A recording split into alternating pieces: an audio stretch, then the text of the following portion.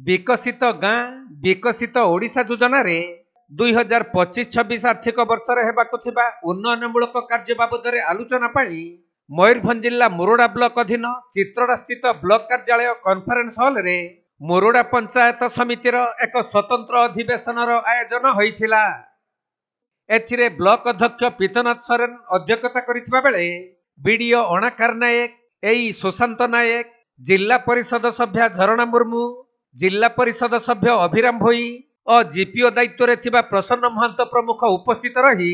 विभिन्न पंचायत रे थिबा समस्या उपरे आलोचना करिथिले। मुख्यमंत्री कामधेनु योजना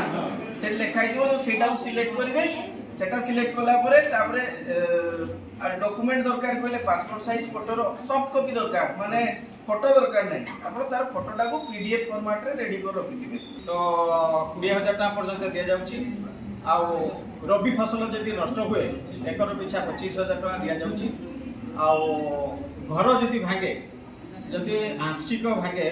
ताले आपनकर 10000 टका दिया होची आ जदि संपूर्ण घर भांगुची ताले ताले 20000 टका दिया होची तो समाधान कोन प्रकार कोले नाही तेनु आसंता 2025 ठार केंद्र ताला पड़िबो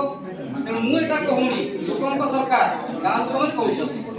तेनु ध्यान पैसा कोन देबे। तबे विकसित गाँ विकसित ओडिशा योजना रे मोरडा ब्लॉक पई 4,04,59,122 टंका अनुमोदन होईछि। तेणु जनसंख्या अनुसार उक्त टंका को ब्लॉक रो 20टी पंचायत पई भाग करा जाईछि